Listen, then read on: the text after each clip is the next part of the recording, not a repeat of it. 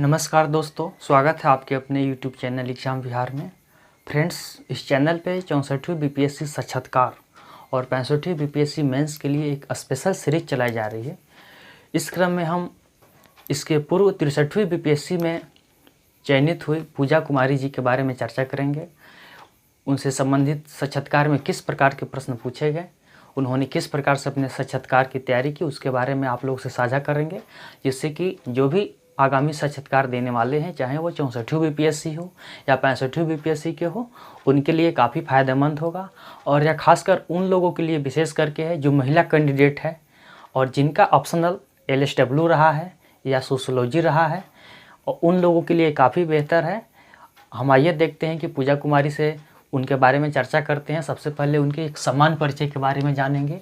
Friends, अभी वह अपने जॉब में है, अपने वह सर्विस कर रही है, वो अपनी ड्यूटी में है, जिस कारण और लॉकडाउन की भी स्थिति है, जिस कारण एक ऑडियो वीडियो नहीं बनाया जा सकता है। बाद में फिर उनका पर एक वीडियो बनाएंगे हम। और अभी हम आइए तत्काल में देखते हैं कि किस प्रकार से उनसे प्रश्न पूछा गया, और काफ़ी अच्छा उनका इंटरव्यू रहा है और इससे आप लोगों को काफ़ी मदद मिलेगा।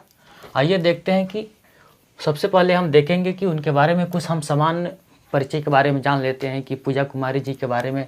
तो देखिए, इनका नाम पूजा कुमारी है।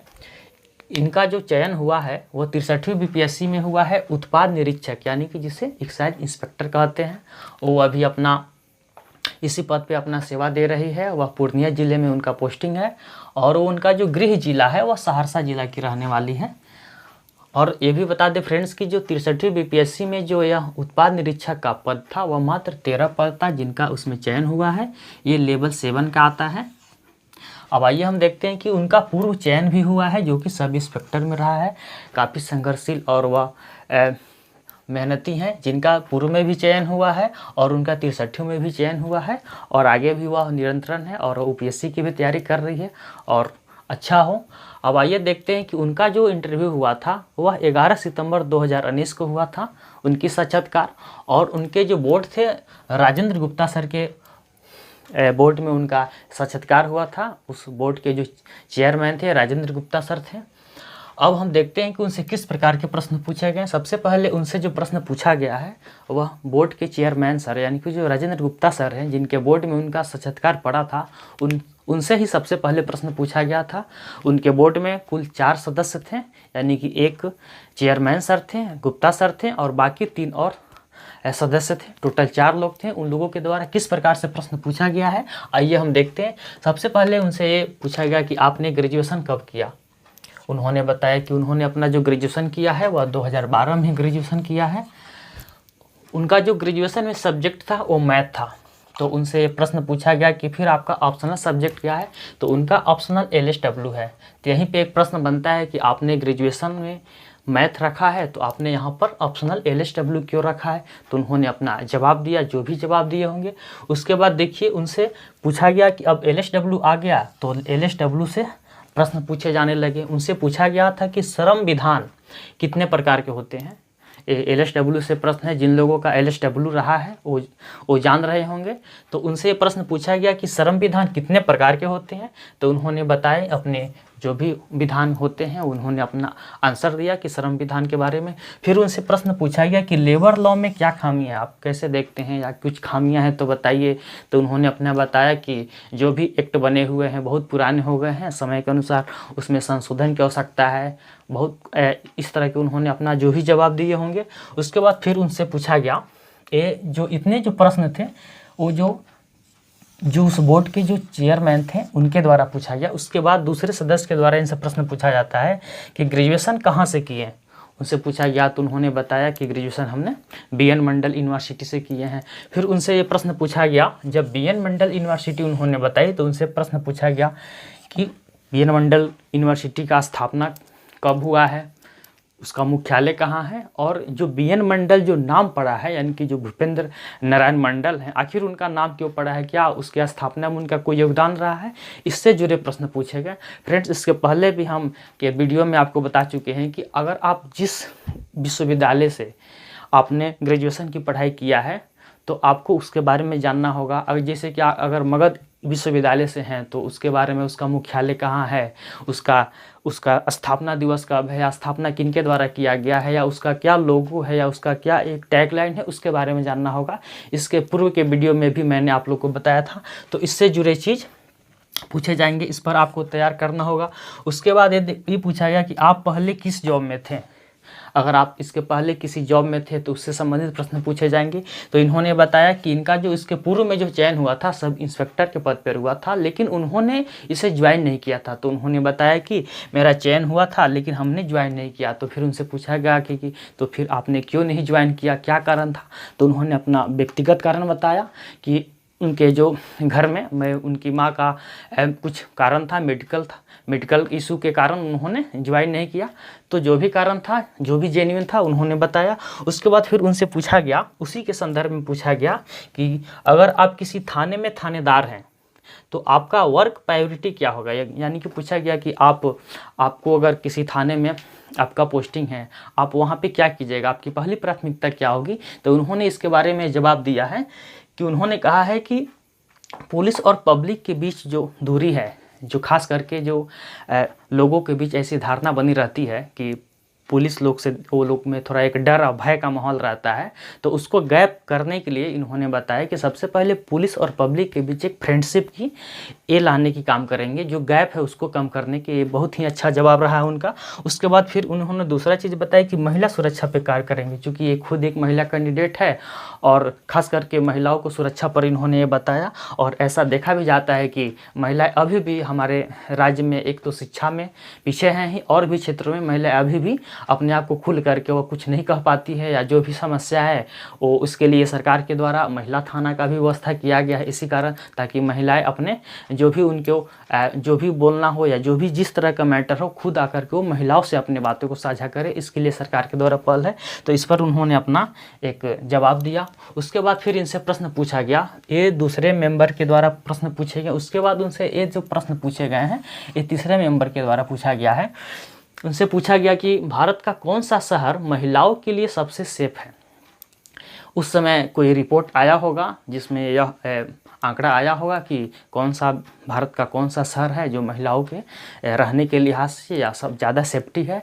तो ये प्रश्न पूछे गए कि भारत का कौन सा शहर है जो महिलाओं के लिए सबसे सेफ है।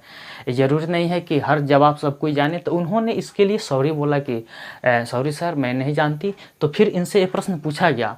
फिर इसी से क्रॉस क्वेश्चन क्या कहा गया है। ज़्यादातर प्रश्न ऐसे ही बनते हैं कि आप जो जवाब दीजिएगा उसी से क्रॉस क्वेश्चन कर दिए जाते हैं। तो इन्होंने जब बताया कि सॉरी सर, मुझे इसके बारे में जानकारी नहीं है, तो इनसे प्रश्न पूछा गया कि क्या आपको नहीं लगता कि एक महिला होने के नाते आपको यह जानना चाहिए। ये क्रॉस क्वेश्चन किया गया। तो उन्होंने फिर बताया कि जी, एक महिला होने के नाते जानना चाहिए, लेकिन सर मुझे नहीं पता है, मैं इसके बारे में जानने के लिए कोशिश करूँगी या प्रयास करूँगी। उसके बाद फिर इनसे प्रश्न पूछे गए। यही जो प्रश्न इतने पूछे गए हैं वह समसामयिक मुद्दों से पूछे गए हैं। फ्रेंड्स, मैंने पहले भी चर्चा किया है कि समसामयिक मुद्दों से प्रश्न पूछे जाने की संभावना प्रबल रहती है, और हर एक विद्यार्थी से या हर एक जो भी साक्षात्कार देने वाले हैं 2-3 प्रश्न तो समसामयिक मुद्दे से पूछ लिए जाते हैं, चाहे वो राष्ट्रीय स्तर के हो, चाहे अंतर्राष्ट्रीय स्तर के हो, चाहे बिहार से जुड़ी हो। तो और ये चूँकि एक महिला है तो महिला होने के नाते इनसे जितने भी प्रश्न पूछे गए हैं देख सकते हैं आप। धर्मनिरपेक्षता के बारे में पूछा गया है, 3 तलाक को जोड़ करके पूछा गया है कि 3 तलाक के बारे में बताइए। ये इनसे पूछा गया है कि क्या सरकार को ये नहीं लगता है कि यह एक धर्म विशेष में हस्तक्षेप कर रही है। ये जो 3 तलाक का जो मुद्दा है, इसके बारे में सरकार का धार्मिक हस्तक्षेप है। आपका इस पर क्या राय है, आप इस पर क्या कह रहे हैं, इससे जुड़े प्रश्न पूछे गए। फिर इनसे पूछा गया कि सबरीमाला मंदिर के बारे में, जो यह मंदिर है सबरीमाला मंदिर, इस पर जो मुद्दा है इसके संबंधित प्रश्न पूछे गए कि सबरीमाला मंदिर में जो है कि महिलाओं के जो प्रवेश करने पर जो प्रतिबंधित है, तो उस पर आप क्या राय है, आप क्या इसको कैसे देख रहे हैं। इसको धार्मिक स्वतंत्रता से जोड़ करके, समानता से जोड़ करके और अनुच्छेद 21 निजता के अधिकार से जोड़ करके भी प्रश्न पूछे गए कि क्या यह धार्मिक स्वतंत्रता का हस्तक्षेप नहीं हो रहा है, क्या महिलाओं के समानता का अधिकार का हनन नहीं हो रहा है, मौलिक अधिकार का हनन नहीं हो रहा है। तो इन सारे ये या राज व्यवस्था से भी जोड़ करके, समसामयिक मुद्दों को जोड़ करके इस प्रकार के उनसे प्रश्न पूछा गया था। फिर उसके बाद निर्भया फंड के बारे में पूछा गया कि निर्भया फंड क्या है, उसके बारे में पूछा गया। और फिर उनसे पूछा गया मॉब लिंचिंग के बारे में। यानी कि ये जितने भी प्रकार के प्रश्न पूछे गए हैं, हम धर्मनिरपेक्षता की बात करें, 3 तलाक को देखें, सबरीमाला मुद्दा हो, या धार्मिक स्वतंत्रता हो, अनुच्छेद 21 हो, या निर्भया फंड हो, मॉब लिंचिंग, या कहीं ना कहीं एक प्रकार से देखा जाए तो यह समसामयिक मुद्दे से जुड़ा है। ये हमेशा चर्चा का विषय बना रहता है, इससे प्रश्न पूछे गए। और इस बार भी अभी भी ये चर्चा में, आप देखिए निर्भया फंड, निर्भया कांड अभी भी चर्चा में है। निर्भया के दोषियों को जो फांसी दिया गया, तो अभी भी इससे प्रश्न पूछे जाने की पूरी संभावना है। मॉब लिंचिंग के भी मामले आए हैं हाल के दिनों में, इससे भी प्रश्न पूछे जाएंगे। और ये 3 तलाक का और धर्मनिरपेक्षता का तो मामला हमेशा चर्चा में बना रहता है, तो इससे भी जुड़े प्रश्न अभी भी पूछे जाएंगे। या खास करके महिलाओं को इन चीज़ों पर ध्यान देना होगा। और जिनका ऑप्शनल सब्जेक्ट LSW है और जिनका समाज शास्त्र है, उन लोगों को तो इन सारी चीज़ों पर और अधिक ध्यान देना होगा। अब आइए फ्रेंड्स, हम बात करते हैं। उनसे एक और प्रश्न पूछा गया था कि दिल्ली में महिलाओं के लिए बस यात्रा फ्री। उस समय काफ़ी चर्चा का विषय था कि दिल्ली में जो वहाँ के CM है अरविंद केजरीवाल जी ने दिल्ली में महिलाओं की यात्रा के लिए बस यात्रा मुफ्त उन्होंने किया था। तो इससे प्रश्न पूछा गया था कि क्या आपको लगता है यह सही है या कितना सही है, इससे महिलाओं के हित में क्या फ़ायदे हैं। इस प्रकार के प्रश्न पूछे गए। और भी पूछा गया था क्या आपको लगता है कि बिहार सरकार के द्वारा भी इस तरह कर देने चाहिए। तो उन्होंने जो भी जवाब दिया होगा अपना उन्होंने जवाब दिया। अब आइए हम देखते हैं कि किन बातों पे ध्यान देना है। ये जितने भी ये साक्षात्कार की हमने बात किया फ्रेंड्स, यह एक जो हम पूजा कुमारी जी के द्वारा जो साक्षात्कार में पूछा गया प्रश्न है, इस पर ये जो बनाने का मेरा मकसद यही है, ना कि पूजा कुमारी जी के बारे में आप लोगों को बताना है, बल्कि ये बताना है कि इनके द्वारा किस प्रकार के प्रश्न इनसे पूछे गए, उन्होंने किस प्रकार के उत्तर दिए, और किन बातों पर ध्यान देना है जो भी आने वाले साक्षात्कार देने वाले हैं, चाहे 64वीं के हो चाहे 65वीं के हो। तो हमें किस प्रकार से अपने आप को तैयारी करना है, इन सारे प्रश्नों को अपने आप को फिट करना है। जैसे कि इनका ऑप्शनल अगर LSW है, तो अगर आपका LSW है या जो भी सब्जेक्ट है, उसको अपने आप पर फिट कीजिए कि आपसे ऐसे प्रश्न पूछे जाएंगे कि आपके सब्जेक्ट ग्रेजुएशन में कुछ और रहा है तो आपने ऑप्शनल में ऐसा क्यों रखा है। इस प्रकार के प्रश्न पूछे जाएंगे। जैसे इनका यूनिवर्सिटी BN मंडल है, तो आपसे पूछे जाएंगे कि आप किस यूनिवर्सिटी के हैं। आप भीमराव अम्बेडकर यूनिवर्सिटी के हैं, कि पटना विश्वविद्यालय के हैं, कि मगध विश्वविद्यालय के हैं, या जयप्रकाश नारायण या कहीं भी के हो, या वीर कुंवर सिंह के हो, तो उसका स्थापना कब हुआ है, उसका मुख्यालय कहाँ है, उसके स्थापना में किन लोगों का ज़्यादा योगदान रहा है। इस प्रकार के प्रश्न पूछे जाएंगे। तो उसको आपको अपने आप को एक प्रश्न तैयार करने होंगे और उससे एक संभावित उत्तर खुद से तैयार कर लीजिए, ताकि इस तरह के प्रश्न पूछे जाएंगे तो आपको उत्तर देने में कोई संकोच नहीं होगा। अब आइए हम देखते हैं कि ये जो महिला और LSW और सोशियोलॉजी, इसका मतलब है कि जो महिला कैंडिडेट है जिनको साक्षात्कार देना है, पुरुषों के लिए भी है और ख़ास करके महिलाओं के लिए है, जो LSW सब्जेक्ट रखे हैं, यानी कि जिनका ऑप्शनल में LSW है, ज़्यादातर लोगों को तो LSW ही रहता है। और जिनका सोशियोलॉजी है, चूँकि 64वीं BPSC में करीब 750 से अधिक लोग हैं जिन्होंने समाजशास्त्र से मुख्य परीक्षा दिया है, तो उन्हें किन चीज़ों पर ध्यान देना है।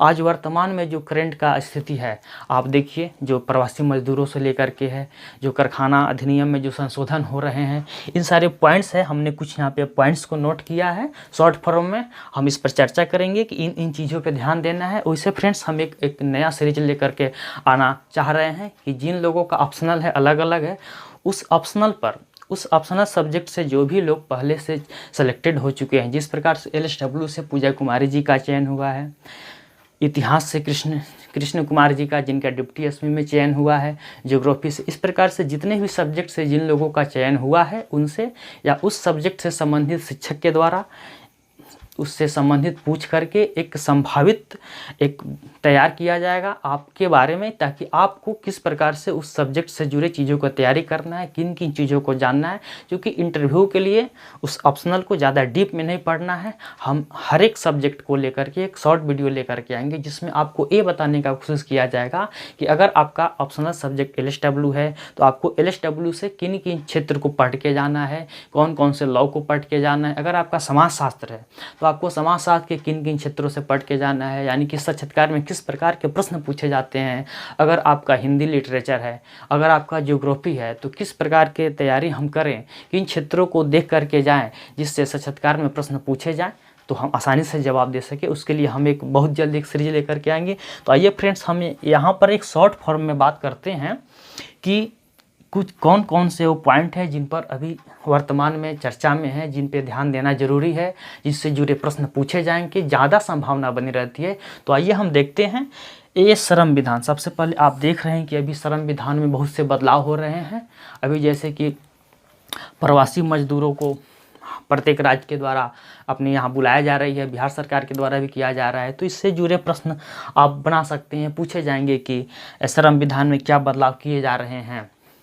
जो प्रवासी मजदूर हैं उसके बारे में बताइए, बिहार सरकार इसके लिए क्या कर रही है। जिससे कि अगर गौर करें तो प्रवासी मजदूर जो थे, जो पहले दूसरे राज्यों में फंसे, तो बिहार सरकार के द्वारा उनके खाते में 1000 रुपया की आर्थिक मदद राशि दी जा रही थी। अभी प्रवासी मजदूरों को बाहर से बुलाए जा रहे हैं, उन्हें किस प्रकार से उन्हें क्वारंटाइन में रखा जा रहा है, उनके स्वास्थ्य की देखभाल की जा रही है। और फिर उसके बाद से देखा जाए तो कारखाना एक्ट 1948 में कुछ बदलाव किए गए हैं। कौन कौन से धारा में बदलाव किए गए हैं या ये क्या हैं, या कार्य के घंटे बदले गए हैं कि जो 8 घंटा पहले कार्य करते थे अब वो 12 घंटा कार्य कर सकते हैं। उन्हें हर 6 घंटे के बाद 30 मिनट का विश्राम का समय दिया जाएगा। फिर उनके स्वास्थ्य से जुड़े मुद्दे कि उनके स्वास्थ्य के लिए क्या पहल है, या उनके आवास के लिए, और जो भी नए किसी भी प्रकार के संशोधन किए गए हैं श्रम विधान से जुड़े, उनके बारे में आपको देखना होगा। और मनरेगा के बारे में काफ़ी चर्चा का विषय है, चूँकि मनरेगा ये बहुत बड़ी योजना है, या भारत सरकार की नहीं, अगर देखें तो पूरे विश्व में सबसे बड़ी योजना है मनरेगा योजना है। मनरेगा योजना में इसलिए चर्चा में रहा है कि भाई जिस प्रकार से प्रवासी मजदूर अपने आ रहे हैं, सरकार के द्वारा, प्रत्येक राज्य सरकार के द्वारा उन्हें रोजगार देने के लिए इस मनरेगा में काफ़ी तेज़ी से कार्य चल रहे हैं। बिहार सरकार के द्वारा भी कोशिश किया जा रहा है, जल जीवन हरियाली को मनरेगा से जोड़ करके कार्य किया जा रहा है। तो मनरेगा में जो है चूँकि बिहार सरकार के द्वारा अभी जो मनरेगा के तहत है कि 1 वर्ष में 100 दिन कार्य करने के लिए दिया जाता है, लेकिन बिहार सरकार ने अभी केंद्र सरकार से अनुरोध किया है कि 100 दिन को बढ़ा करके 200 दिन करने के लिए। तो ये भी एक मुद्दा है जिससे प्रश्न पूछे जाने की संभावना है। दूसरी बात है कि मनरेगा में अभी जो आत्मनिर्भर भारत अभियान है, जिसके माध्यम से भारतीय प्रधानमंत्री नरेंद्र मोदी जी ने 20 लाख करोड़ रुपया का जो पैकेज किया है, उसके माध्यम से वित्त मंत्री निर्मला सीतारमण जी ने मनरेगा में 40,000 करोड़ रुपया की बढ़ोतरी किया है। जिसके पूर्व में 61,000 करोड़ था, अब उन्होंने 40,000 करोड़ रुपया मनरेगा के बजट में बढ़ाया है। तो इससे भी प्रश्न पूछे जाएंगे। मनरेगा में देखा जाए तो मजदूरी दर जो था, जो 182 रुपया से बढ़ा करके 202 रुपया किया गया है। तो इन सारी चीज़ों को देखना होगा। इससे जुड़े प्रश्न पूछे जाएंगे कि सरकार के द्वारा बताइए कि मनरेगा में क्या काम हो रहा है, मनरेगा में कैसे बदलाव हुआ है। तो इन चीज़ों को बता सकते हैं। या जो भी बालक और महिला से जुड़े जो भी संशोधन हुए हैं या जो भी आए हैं उससे जुड़े, जैसे कि 3 तलाक के बारे में हमेशा चर्चा का विषय, इसके बारे में जानना होगा। हलाला के बारे में जानना होगा। मॉब लिंचिंग के बारे में देखना होगा। सबरीमाला मुद्दा के बारे में देखना होगा। महिला से जुड़ी आरक्षण के बारे में देखना होगा।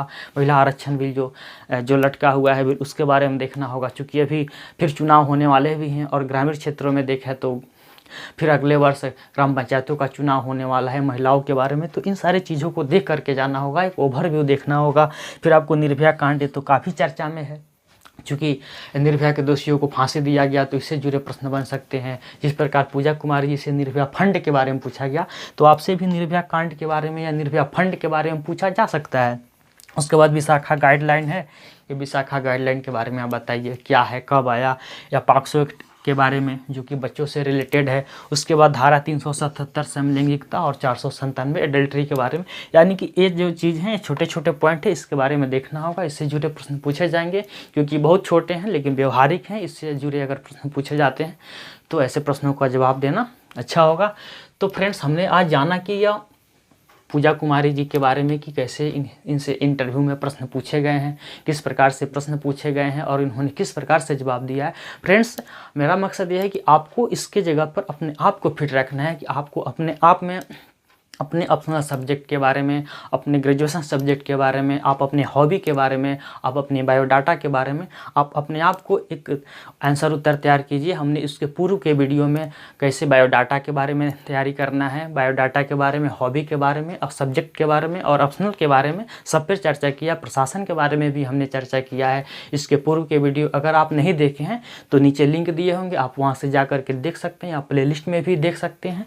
तो आपको ये पता चलेगा कि किस प्रकार से इंटरव्यू में हमें तैयारी करना है, या इसके पूर्व में भी चयन, जैसे कि कृष्ण जी का जो वीडियो बना हुआ है जिनका ऑप्शनल सब्जेक्ट हिस्ट्री में 201 मार्क्स आया है, जुमा भंडारे जी का भी है जिनका जीएस पेपर 1 में 196 है। आप देख सकते हैं फ्रेंड्स, यहाँ पूजा कुमारी जी का मैंने यहाँ पे मार्क्स नहीं लिखा है क्योंकि इनका मार्कशीट वीडियो में लगाया गया, आप वहाँ से देख सकते हैं। इनका भी काफ़ी अच्छा मार्क्स रहा है, इनका भी जीएस पेपर 1 में 192 रहा है, काफ़ी अच्छा मार्क्स है, 192 नंबर। आपको मार्कशीट नीचे दिया गया होगा, आप वहाँ से भी जाकर देख सकते हैं, उनके बारे में देख सकते हैं फ्रेंड्स। तो आशा करता हूँ कि आप लोगों को ये ज़रूर अच्छा लगा होगा फ्रेंड्स। मैंने यहाँ पे एक ये जॉब प्रेफरेंस के बारे में बात कर रहे हैं कि इन्होंने जो अपना जॉब प्रेफरेंस दिया था, आप देख सकते हैं काफ़ी रोचक है। इन्होंने सबसे पहले एसडीएम रखा है, फिर सीटीओ रखा है, फिर रजिस्ट्रार और डीएसपी। फ्रेंड्स तो इनसे एक प्रश्न पूछना लाजमी है कि आपने सबसे पहले एसडीएम रखा है और सबसे यहाँ पर चौथे नंबर पर डीएसपी क्यों रखा है। ज़्यादातर लोग सब या तो पहले एसडीएम रखते हैं या तो डीएसपी रखते हैं, या पहले एसडीएम है तो दूसरे नंबर पर डीएसपी है, या पहले डीएसपी है तो दूसरे नंबर। लेकिन इन्होंने चौथे नंबर पर डीएसपी रखा। इससे भी इनसे प्रश्न पूछा गया कि आपका जो जॉब प्रेफरेंस है, आपने सबसे पहले एसडीएम रखा है, उसके बाद सीटीओ रजिस्ट्रार, आपने चौथे नंबर पर डीएसपी क्यों रखा है। तो इससे भी जुड़े प्रश्न पूछे जाएंगे फ्रेंड्स।